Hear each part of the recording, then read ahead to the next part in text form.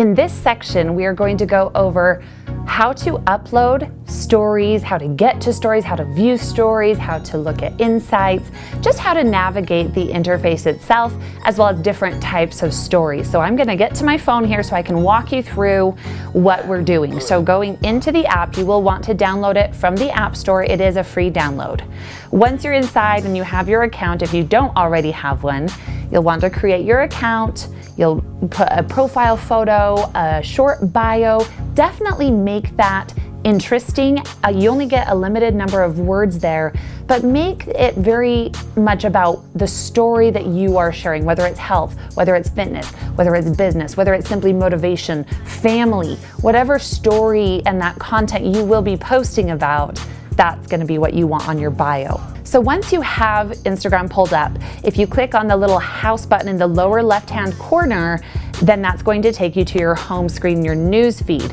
To get to Instagram stories, you can either A, at the top left-hand corner, click on the camera button, and that will pull it, or you can simply swipe left, and then that should pull up your stories. So down at the bottom, you're going to see several options. The first thing you'll see is there's a little box, and if you tap that, it's going to open everything from your camera roll that's been saved in the past 24 hours. Now that's very important. We will be going over that later, but if you saved something 2 days ago and you're going to upload it, you're gonna have to take a screenshot or re-download it because Instagram will only recognize those things from your camera roll within the past 24 hours. Once you have your camera roll open, if it's showing those photos, you can swipe right or left to go back and forth between those things that were, so they were saved in the past 24 hours. To exit that, simply swipe down. Next to that is the little lightning button. You can click that. That helps if you're in a darker room, you need some extra light. If it's at nighttime, that helps. The little arrows there, if you click that, now I can see myself. That is going to flip it around. Here's another fun little hack. If you simply double tap your screen, that will also flip your camera. Now they have the little faces filter as well. If you're familiar with Snapchat, very much like that, also new on Facebook stories as well. So you can click that, you can swipe left or right to select a filter, you can put that on yourself. You have to hold your phone up, you have to find your face, and then it changes that, and it can be quite entertaining and fun. Not something we want to do all the time, but it can be a lot of fun. So down on the bottom we have different types of stories. You will see live, normal, boomerang, rewind, and hands-free. Again, if there's updates in the future, there could be more. So let's go through each of these. Live video, we will be covering in a future section, is so big right now. And so live video, though it can be scary, just like Facebook Live, it is the best way to help people get familiar with you. It's wonderful because we can take video and post it live for people to view later for the next 24 hours. It's a wonderful way to get feedback from the people on your feed. Normal post is going to be, you can either do a video of yourself, you can do a photo of yourself, or you can upload a video or upload a photo. Now, because of the size of phones, I'll be giving you the specific size of those photos and videos if you're wanting to create those yourself or have somebody else do those for you so it fits really nicely on the screen. But there's a lot of options, so it can be something you've previously created or it can be something you create on the fly, just depending on what the goal of your story is.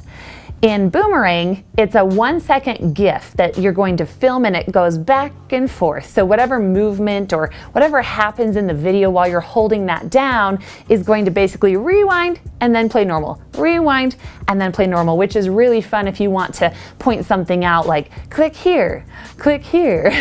So you could do a lot of fun things, let the creative juices flow. We'll get into that as we talk strategy. Rewind can be really fun as well if you are filming something really cool and then you want to reverse it and show people backwards.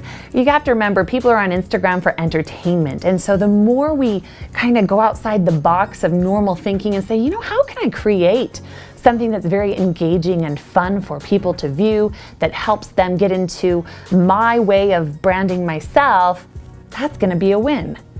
And then last but not least, we have hands-free. Hands-free is so you don't necessarily have to hold down the button if you're filming a video of yourself like this.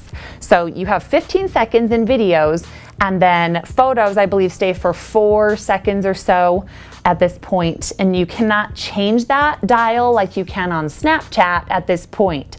So if you want to film yourself hands-free, maybe you are making a recipe, you could prop your phone up, click the hands-free, and then you have 15 seconds to do whatever you need to do instead of having to hold it one-handed.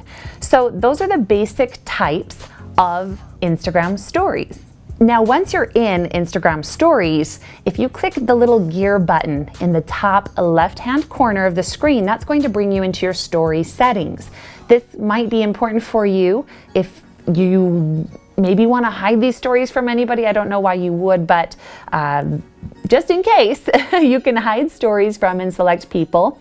You can also allow message replies from everyone, people you follow, or you can turn them off. However, we'd highly recommend you turn those on from everyone. And then last but not least, this is also a great idea if you're going to be repurposing your content, perhaps posting the same stories you create on Instagram to Facebook stories, to Messenger stories, or to Snapchat. That's a great way to cover a lot of different platforms with the same story, but it also depends on the type of people you have on those different platforms and where you're focusing. If you're someone who's just really gung-ho and you are spread all over, that's a great way to keep your efforts minimal while still serving a lot of those platforms and people. However, if you're really focusing on one platform, that's okay. Perfectly fine. Get really comfortable with one platform, work on building that following, that credibility, being very good at getting yourself on camera, sharing these stories. It's got to become more of a consistent basis. In this day and age, social media is the way people communicate. And so that will be very helpful for you. So you can click to save shared photos, and that way you don't need to go and save them all individually when you're creating your story, or even after the fact, going into your insights and your settings and then downloading each one by one. Now you can do that, so don't worry if you post something and you're like, oh no, I didn't save that. I need that because I want to repurpose it somehow. There is a way to go back and save those, but it's always sometimes just helpful if you're planning on using those again. Just click that and then they will already be in your camera roll. So now that we have gone over basic types of Instagram stories and some of the just very basics of how to start using it, let's dive into a little bit more.